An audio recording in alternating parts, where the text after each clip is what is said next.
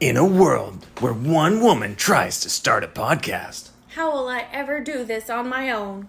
she thought she would have to get expensive equipment. What? I can do all of this on a free app? She thought she would have to find creation tools all over the internet. You mean it can all be contained in an app on my phone and computer? She thought she would have to do all her own distribution. You mean to tell me this app is going to send it to Spotify, Apple Podcasts, Google Podcasts, and all those other platforms for me? She thought she would never make any money. I don't have to wait for a minimum listenership to monetize? She thought that she would have to find all kinds of different equipment and pieces. But I'm going to download this free Anchor app and get started today. Visit anchor.fm and download the free Anchor app to be just like her, the ultimate podcaster. Hello and welcome to the Lou Review. This is your host, Rosa, and I'm joined by two special guests today from the Kentucky Restaurant Association. We have the president, Stacy Roof, and Tom Enyart from Gordon Food Service, who also serves on the board of the Kentucky Restaurant Association. And I'm so excited to have you here today. I've met so many cool restaurant owners with great stories, and I'm really excited about learning what you do to support them and kind of group together, because they're all these little independent businesses, and since they're not all under one roof, I would love to hear what you do to bring them together. Sure. So we're the trade association. KRA is the trade association for restaurants in the state of Kentucky. We say we advocate for restaurants, we celebrate restaurants, and we educate restaurants. And we do that a lot of times behind the scenes. We're not a public-facing group.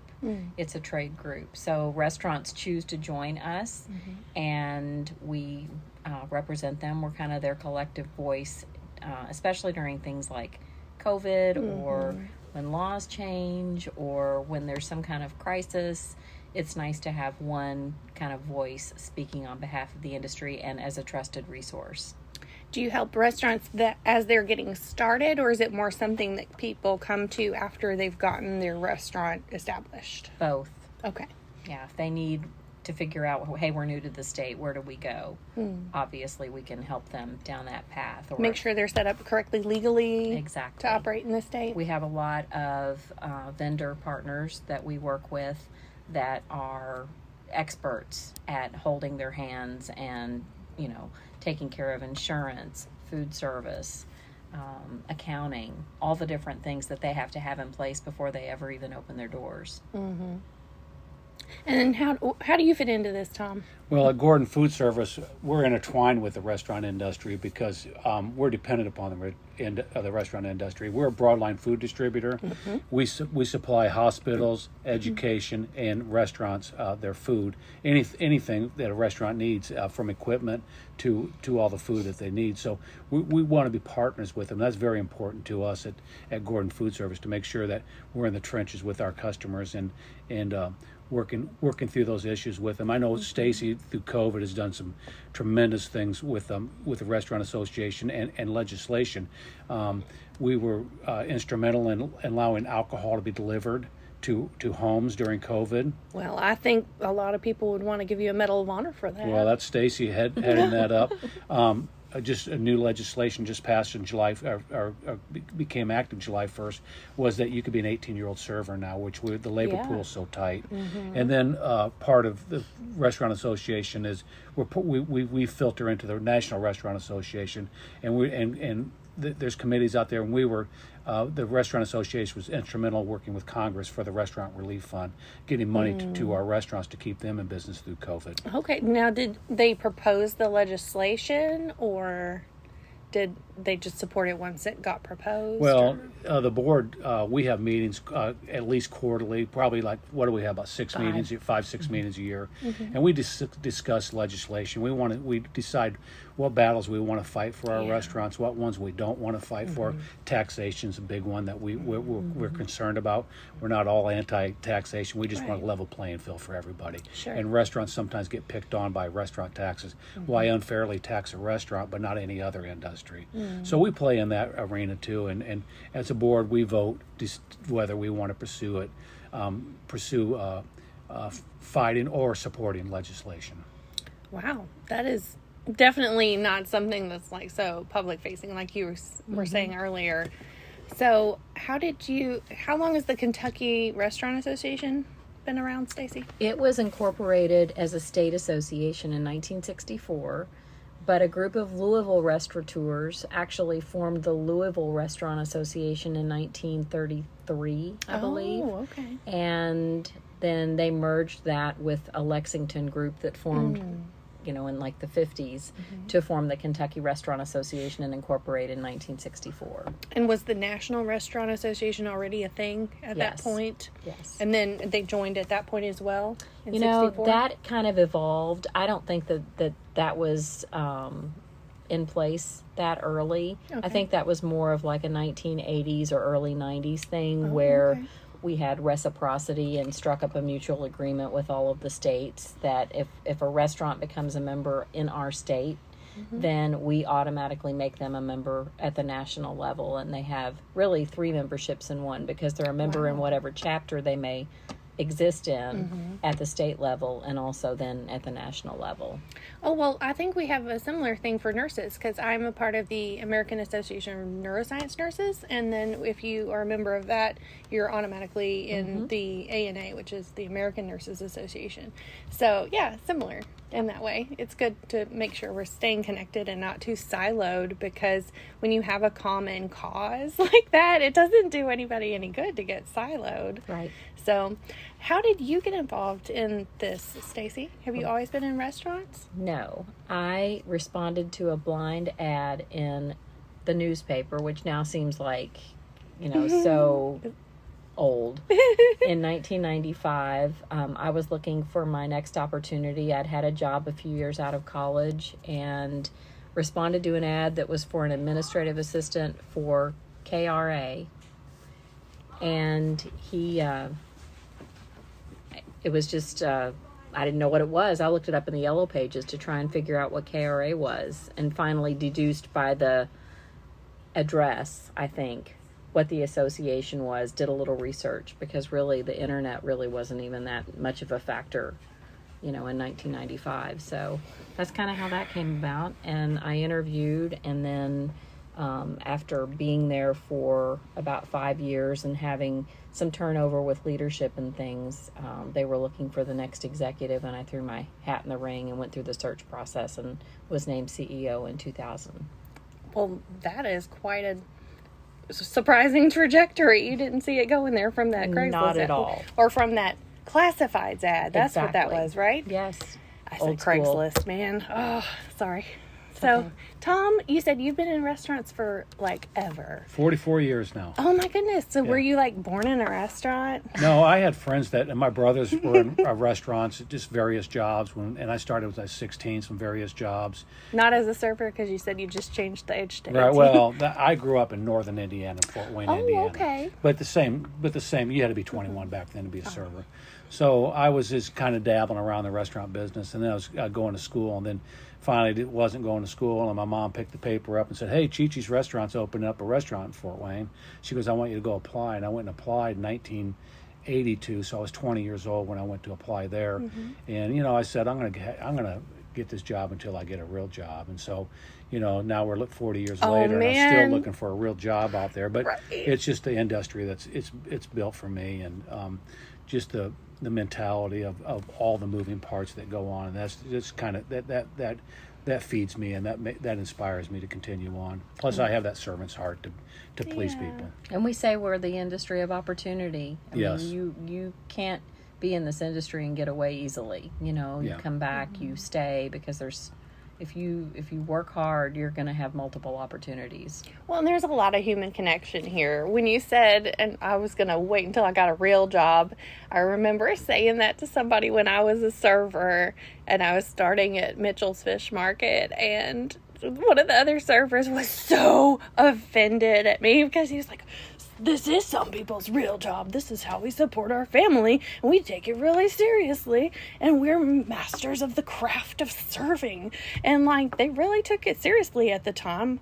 I haven't been to Mitchell's in a little while, so I can't say for anything about right now, but there are so many people who like serving in the restaurant, owning the restaurant, like that is their life. That's their grown-up job. And so that was eye-opening for me then, and I even more appreciate it now because of how much I love going to all the different restaurants. But so what were you saying, Stacy? About the industry of opportunity? Yes, because in making those human connections, people have these different ideas and they riff off of each other. I think is what I was thinking when you said that. Yeah. There's just, if you want to work hard, you're going to get somewhere, and you're going to have multiple chances to do that. You know, there's always a place to go. And there are so many applications. If you want to be in healthcare, but you have a passion for food, you can do that. Yes. If you want to be in marketing, but you have a passion for food, you can do that as well. And there's just a lot of different applications. It doesn't have to be your traditional, fine dining or quick service or casual restaurant atmosphere. Right. It's so interconnected. So how did you two meet? Did you meet through the Kentucky Restaurant Association? We did. Yeah. And when was that? Well, I've met Stacy many years. I can't remember. But then when I started at Gordon Food Service, we were a member. My boss at that time was on the board. He decided not to be on the board. He asked me to get on the board.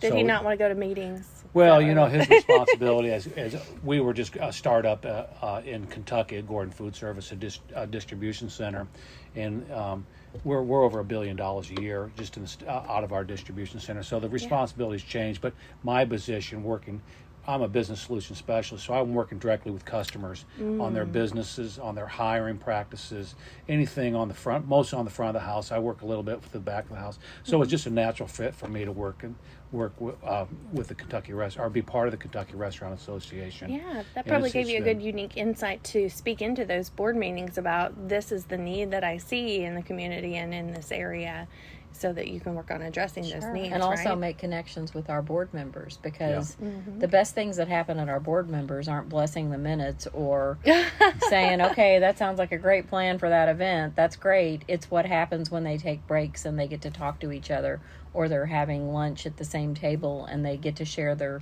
what are you doing about this? How are you dealing with that? Oh my gosh, are we ever going to get out of this? What can we do? And they give each other ideas, and I think they refresh each other so much. That, to me, is the value of being a part of a committee or on our board of directors. Well, that sounds amazing. Like, I'm a huge proponent of making these in-person connections to build community, and it sounds like you guys are pretty tight-knit then. I think so, and I think, most industries have professional development. Restaurants don't really. No. Because they're so busy. Right? Yeah. And so that is their professional development. And it makes me so happy when I see them out somewhere. If we're, we had our last board meeting in Northern Kentucky, and just to see a group of them go, hey, you want to spend a few minutes together after this is over? And that just warms my heart, because they need that. They don't get that in a professional setting because of the nature of their jobs. Yeah, definitely. So many of these big corporations, like, they send education top down, and there's nowhere else to get it from, really. So I'm really glad to hear you're providing that. So what does a restaurant need to do to apply to be in the Kentucky Restaurant Association? The membership information is on our website. Our dues aren't a set amount. It's up to each restaurant what they choose. It goes by their food and beverage revenue, but it's the honor system. So they can fill out an application, choose a level, and for just a few $100s, which are mostly tax deductible, they can submit their membership, and it's approved at the next board meeting. That's awesome. And then, do food trucks count? They can become members as well, but they've got a separate association that they typically belong to. At least here in Louisville, they do. Well, I know about the Louisville Food Truck Association because I got to interview Troy King the other day. He's a great guy. So I just wondered if that would be included. So could they not be both? They could. Okay, yeah, just individual basis. Yeah, absolutely. Fantastic.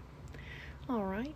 And then we have a big event that we want to talk about in this episode. Now, if you're listening to this episode and it's like Christmas or summer, you probably missed it out for 2022. But we're going to talk about the 48th Taste of Louisville event. So since there's been 47 of them, there's probably going to be a 49th. So listen to them describe what Taste of Louisville is and see if you can get a ticket for either 2022 or in the coming years. Mm-hmm. So whose idea was Taste of Louisville? This was in 1974. We have a separately incorporated 501c3 organization, the Kentucky Restaurant Association Educational Foundation.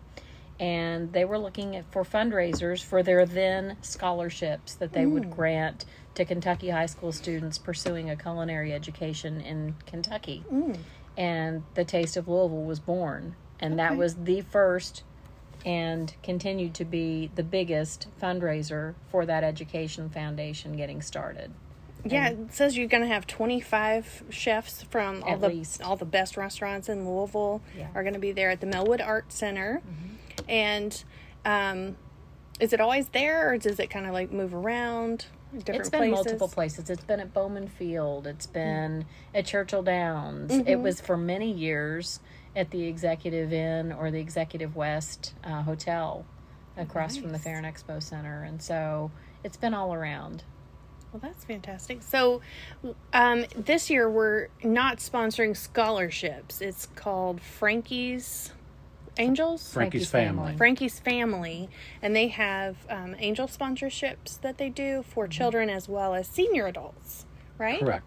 Yeah. So how did we get connected to Frankie's Family? Well, as I'm a co-chair of the Taste of Louisville along with Kimberly Thompson, and we had a meeting, and when we started launching this, our first tough question was, are we going to have it? Because we've been a 2-year hiatus with COVID. Restaurants are facing staffing issues and like that, but we decided we're going to go and put this together, which is going together pretty well. So we're just passing around ideas, and we have been over the years have been aligning ourselves with charities to allow charities to get exposure and to raise money for their charities. And somebody came up with somebody suggested Frankie's Family, started talking about it, called Frankie himself, and it was just a natural fit for us, because you're never going to find more generous people than people in the restaurant industry. And Christmas, families don't have the means to buy Christmas gifts for their kids, or seniors don't have the ability to get coats and the important things that they need. And so we thought that was just a natural fit right there. So we're partnering with Frankie's Family. They're going to have auction there at the event. We're also having a coat drive, so when people can bring in coats, so when they come, they can bring in a coat, drop it off there. And plus, when they show up there, Frankie's going to be there with his team, and they're going to, they'll take money, they'll take donations at that point.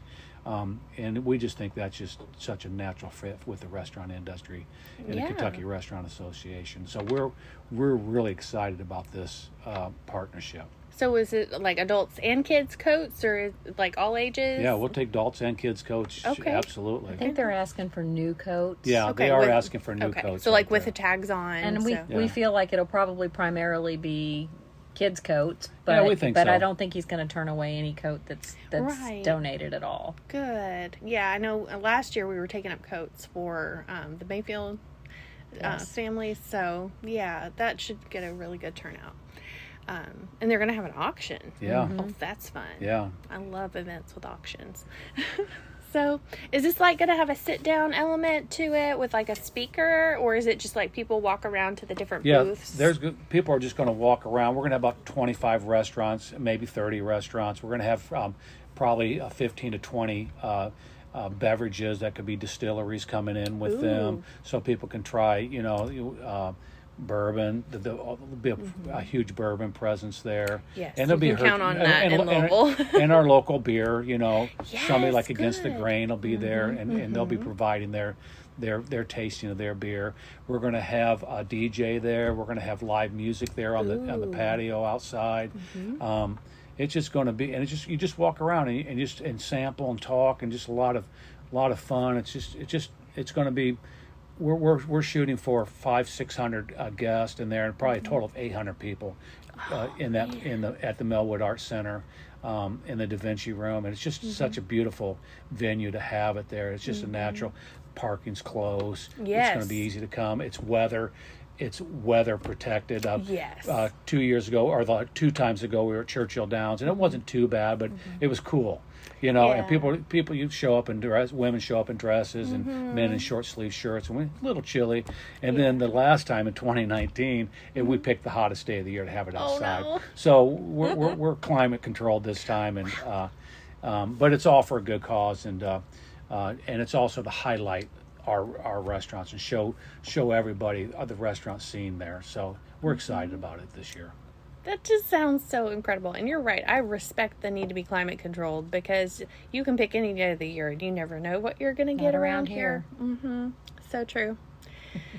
So what else do you do throughout the year? Do you have any other regular events, or is this like the big event and the rest of the time it's more like board meetings and managing? Well, the Louisville chapter, since that's kind of what we're talking about, has a variety of things throughout the year. They try to have a social event or an opportunity for members to gather together at least quarterly. You know, whether it's a holiday mixer or just an opportunity to gather at a restaurant and hear a speaker, or just like have a forum, like, how are you all living through all this, you know, and talk to each other. So it's a good group. They do a lot of good things together, and they have a golf outing called the Firecracker Scramble in June. Aw. Huge. Yeah. I say it's not a 3-ring circus, it's a 5-ring circus. You know. Yeah, that is. People are serious about their golf here. I played a lot of golf and a lot of scrambles, and I see people, especially times people come to this golf scramble. It's usually about the middle of June, and they're just blown away. There's so much food around there and drinks, and just people. It's just restaurant people cutting up, or people social. But anybody could buy a foursome to this, and it's sold out every year. Yeah. And it's just a lot of fun. Yeah. This is amazing. I'm so glad to have met you guys, because we're probably going to run into each other again, because this is exactly my scene now. So, all right. And can you spell out your website for us that the restaurants can look you up at? Sure. It's kyra.org. If you're listening and you're interested in tickets for the Taste, you can either go onto Facebook and like the Taste of Louisville page. All the ticket information and links are there. But you can also go to etix.com and search for the Taste of Louisville and find your tickets that way. There's sponsorships available. There's ticket packages available, so that if you buy, maybe 4 tickets, you're only paying 1 processing charge instead of multiple processing charges. If every friend buys their own ticket, maybe it's a double date night or something fun like that. And that's a pro tip right there. She's telling you how to save on the Absolutely. service charge. We So wanna that's push good those advice. tickets. We really want to come back strong this year, and for the restaurants to have the support that they need to see, I think, from the public. And they really put a lot into these events. They're donating their food, they're donating their time, which is more critical than ever. With staffing shortages, it's hard to run a business and serve the people that are in your business and do a completely separate offsite event and do both really, really well. And so, we need to practice grace and patience and just kind of love them through all of this stuff while they're trying to remind people how wonderful they are, because we're blessed with so many different types of cuisine in this town. It's easy to forget about some of our favorites. We'll jump around and we'll land on this new favorite, and we'll completely, not even on purpose, just ignore the first few that we loved the most. And so we've got to give them all equal time and celebrate the great scene that we have. Well, I think one thing I noticed at the last Taste event that was similar to this that I was at was the restaurants that even I would have a preconceived notion of, and I didn't realize what their food was even really like. I try to go to a new restaurant every time I go out. I don't repeat myself. But even so, it's like trying, like Chef Michael Crouch was there from the Red Yeti, and I totally voted for his food to win the People's Choice Award. And it did on purpose, but Are like you it was talking amazing. about the Taste of Independence? I think I was talking Was it about at the that. Olmsted? Yeah. Oh my gosh, that had so many great So companies many. there. It was really hard to choose, and I almost thought about voting like 5 different times. But but I was like, when I see the sign for the Red Yeti, I'm like, oh, that's probably going to be some like manly bar food, you know. And the people that I had known that went there fit that description, right? And then he hands us this extremely elegant, complex yet simple meal in a few bites, and I was just like awed with respect. And so now I'm just like this huge fan of the Red Yeti, and I still haven't even been there. So it's a great time to explore places that you may not know if you want to go in the door or not, or maybe that location's not convenient to you, and have it all in one place. So thank you so much for putting this on where it's convenient. We're happy Yeah, to, and we thank Gordon Food Service for being our title sponsor too. Yeah. Yeah. At Gordon Food Service, we want to give back to the community. That's a big part of our core values, is being part of the community and supporting our restaurants there. One really nice thing about these tastes are you go and we're bringing the kitchen out front. So you're talking the people that serving you the food and preparing the food. Those are the people back in the kitchen, you know, and that's not an easy job. You stand on your feet for hours on end. It's hot, and they're the people that's really and you get to talk to them. They love to talk to you, and it's just an overall experience. And we have a lot of repeat people come, and I wanted to talk about it's the Taste of Louisville. So that's all part of the title. The is in the title okay. there, and you have the opportunity when you go on there. We also sell sponsorships, and we so they can be different titles or different sponsorships and different levels of sponsorship. Sponsorships come with tickets, come with tables, get your recognition of your organization or whatever you want. Oh, that's a good opportunity. Right, and then we'll sell tables of 8. There's a discount on buying a table of 8. Oh, okay. So So- there is a sit-down table Well, element for as few well. for a few people for some people that want to sit down at tables like that, or at least have a place where they can sit down. But mostly, well, it's what I described earlier. It's Of you're the walking walking around. around. You just grab a small plate, you bite off of it. There'll be a trash can right there, and drop what you have or drop your plate off, and just go to the next place, and it's a lot of fun. That way you don't like walk around with like 5 different things. You just eat and go. Right. Yeah, I see people trying to juggle things in their hands. And it becomes very interesting to watch them do that. Right. Definitely. Especially if you're alternating. It sounds like you've got almost enough like liquor and beer distributors to alternate food, drink. Yeah. And if you're doing that, you don't want to carry too we'll many have things. water. I Right. think we're going to have. Will? Yeah, we're going to Now have that's focus. good. Yeah. Oh, I think. focus? So we'll have options too if good. if you're not a big drinker and, Right. and you want to just maybe you're the designated driver. Yeah. Good. It's not a big. I mean, people we enjoy it. We enjoy the alcohol, but It's a good opportunity.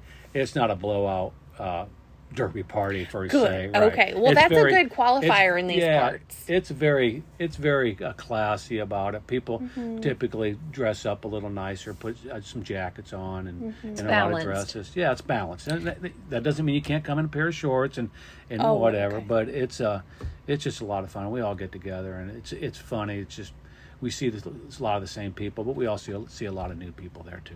Yeah. And hopefully you'll have even more new people that Yeah. heard about you on this podcast. We hope so. So, if this is your first time tuning in to the Lou Review, go ahead and subscribe so you'll be notified for the next episode.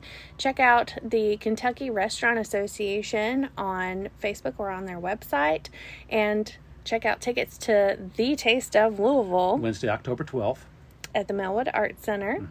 And we will see you in the next episode. Bye.